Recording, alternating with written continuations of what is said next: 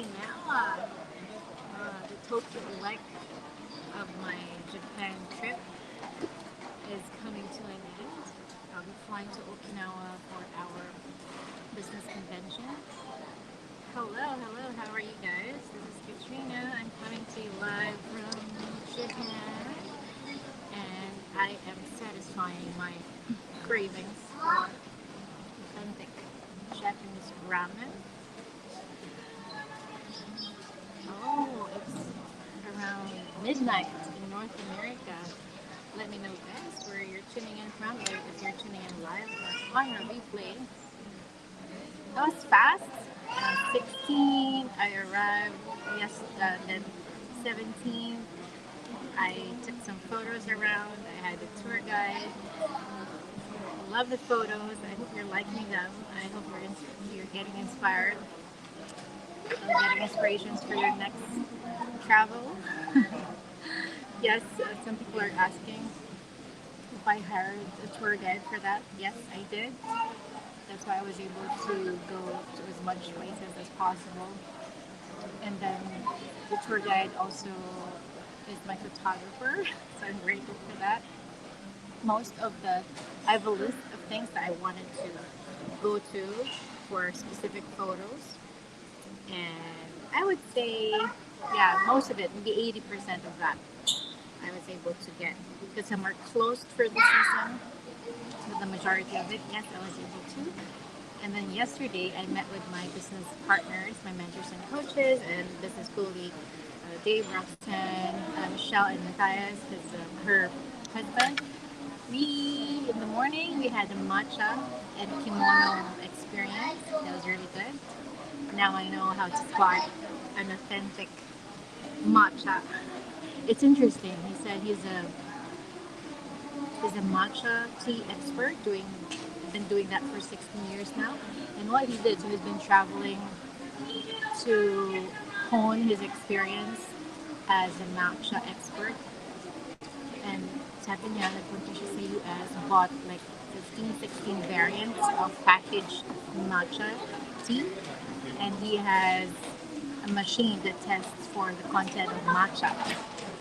And surprisingly, like all of those have almost zero matcha, including the ones at Whole Foods. Like, oh my gosh.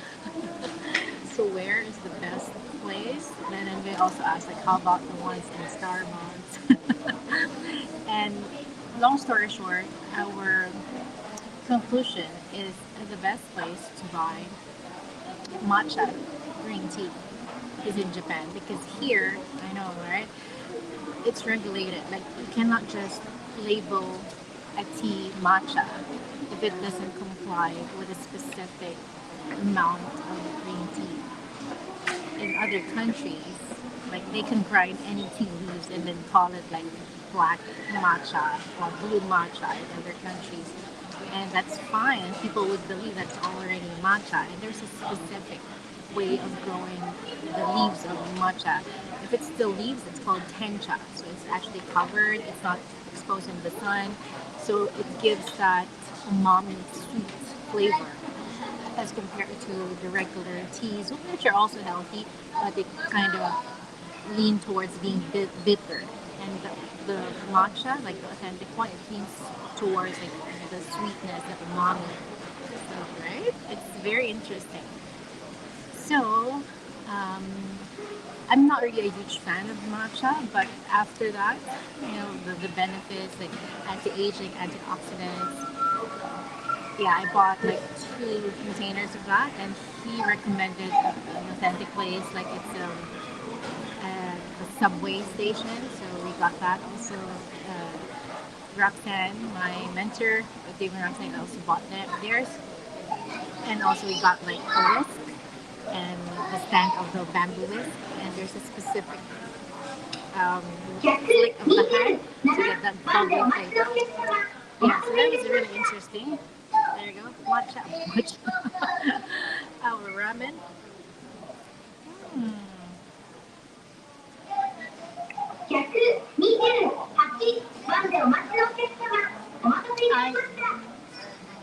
I was actually craving for Ichiran ramen. if you're not familiar with that, it's a ramen place where you eat solo. Like you order from a vending machine, you choose your noodle, your toppings, your egg, things like that.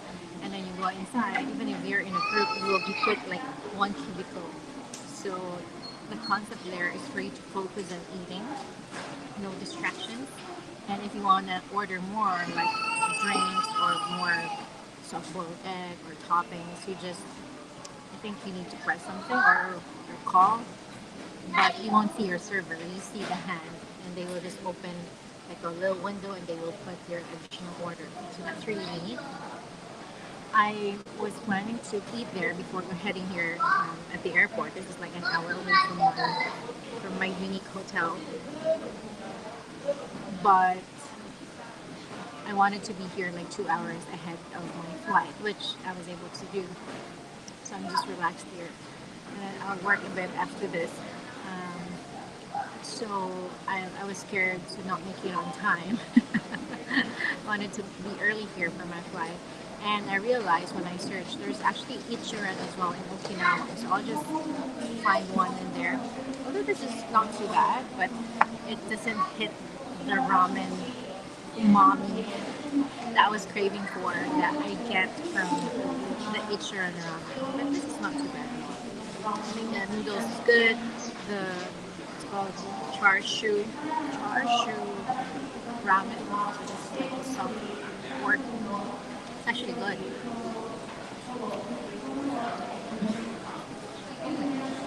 So tender. I think what I'm missing is the type of the soup, like specifically with the ichiran. I also get that. What's that? I have a favorite ramen place in Toronto where we get our when we order from Uber Eats, and it has like a fatty soup. This one is like more diluted. Not too bad, but it doesn't like hit the spot like 100%. But this is like the only ramen place here near my boarding gate. I'm taking Japan Airlines. I think it's about 1.5 hours or 2 hours. 150. I arrived like 4:30, I think, in Naha Airport in Okinawa.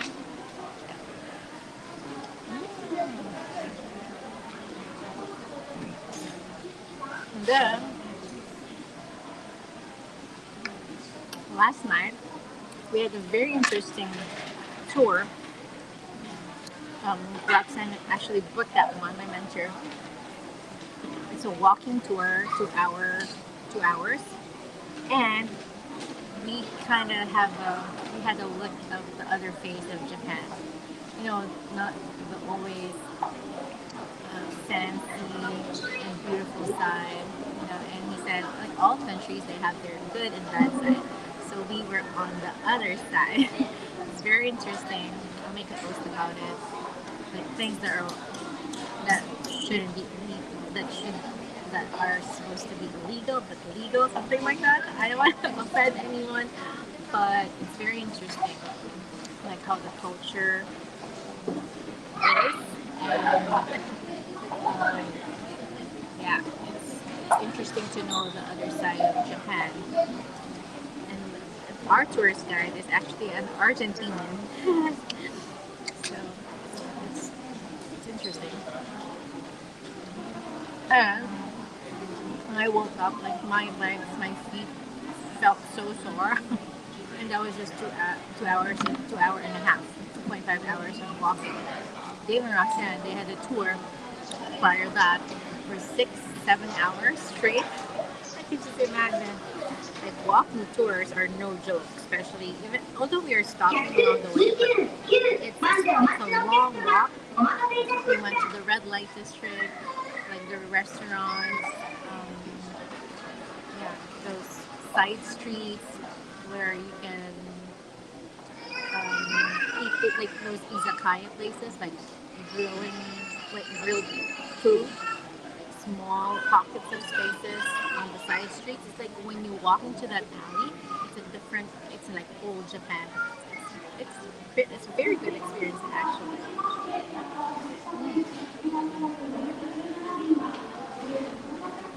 I took a shower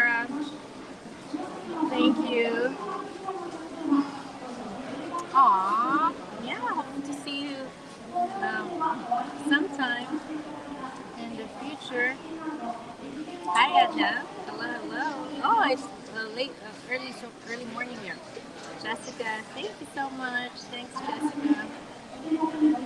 So today is it's 1:15. My flight is at 1:15. I should be boarding soon.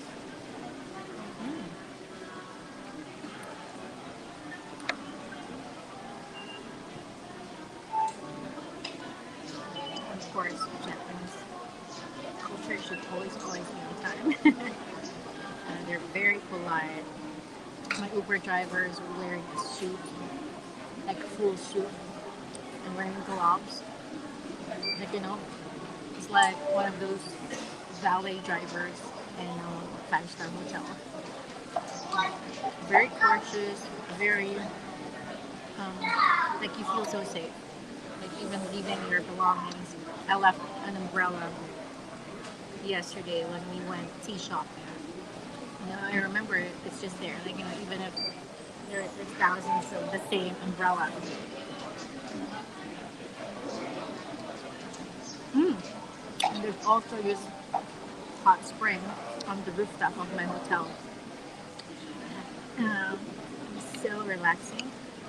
Twice I used it, like 1:45 in the morning, just 15 minutes. And what's hitting? No swimsuits allowed. I was wearing my bathing suit already, and then when I looked, no swimsuits allowed. So like, okay, you got the point. Yes, it's a traditional bathhouses where everybody um, goes there. Like the sauna. It's like hot spring, and the roof is open, so the drizzle, and it's good because it's hot and then it's cold.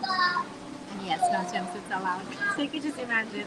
I was like a little shocked at the beginning, but I was like, okay, this is quite an experience too, and it's overlooking the the skyline at night. It's beautiful. So even if I'm tired, I'm a bit jet lagged, I still took advantage and dipped last night before heading to bed. That's that. Oh, the pork is so tender.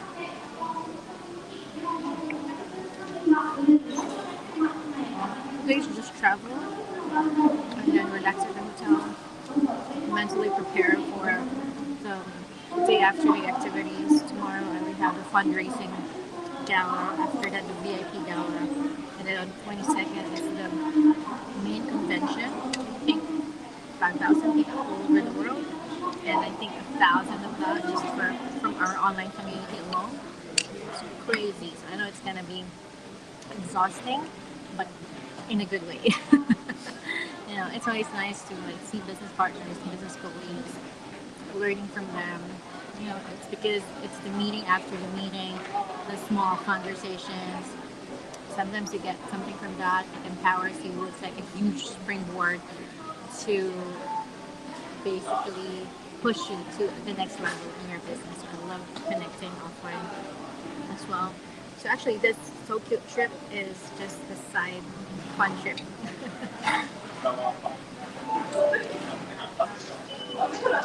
And I'm seeing a lot of business partners from our online business community. They've started flying in to Japan. Some here in Tokyo as well, some in Osaka. But we will all converge. We will all meet in Okinawa. An hour and a half, 2 hours from Haneda, which is here in Tokyo.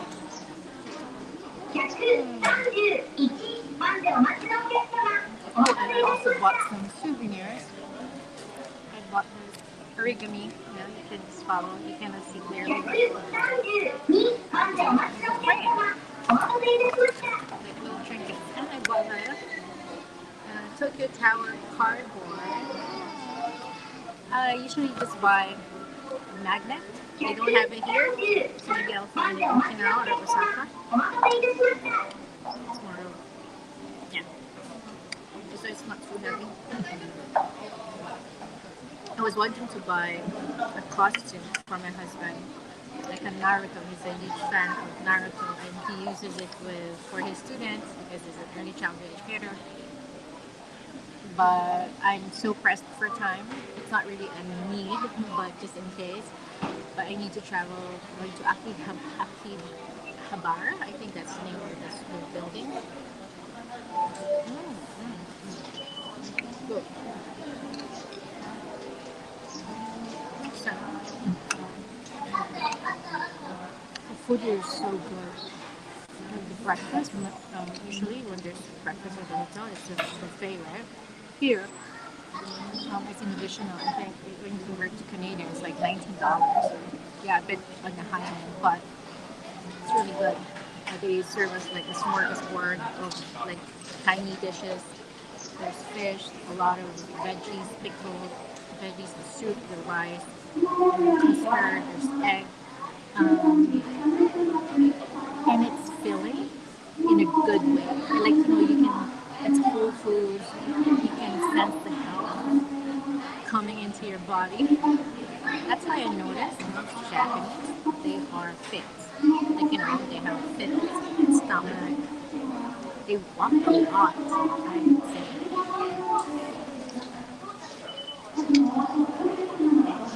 And if you haven't watched the show on Netflix called Blue Zone, like this documentary, the host is exploring the longevity of people, and he tracked the countries with the longest living humans, and one of them is Japan. I think in Okinawa. And if I haven't finished it, but if I remember correctly, the diet, the way of living, like people here, like at their homes, they have low tables, they don't have chairs, so that's a squat like every day. Old people, they're squatting every day, multiple times a day. No wonder. And their food is super, super good, fresh, not much preservatives, I would say.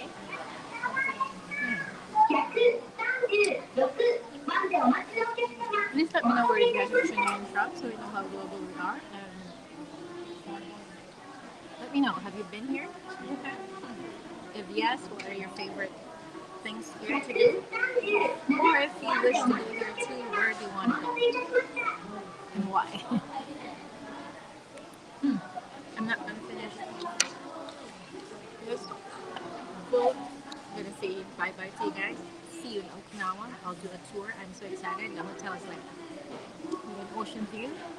We'll see about that. We'll see which room I will get. I'm so excited. Yes, I'm still jet lag, I think, but I'm trying to, maximize the time I'm here. And to all my business partners back where you are in Canada, yes, we do have time differences, but thank you for your patience. I'm addressing your questions um, the moment I get a chance. But yeah, I hope you are getting entertained as well, finding value in my posts. I'm so excited to show you and share more of my experiences here. Okay? And whenever you're watching this live on a replay, let me know. And I'll see you again. Alright? Bye for now. Thank you. Thanks, Jessica. Hey, Virginia. Oh, you're here in Saitama. Are you a business partner? Are you a business holding? Are you coming? If yes, say you. If not, it's okay. Bye for now. Thank you.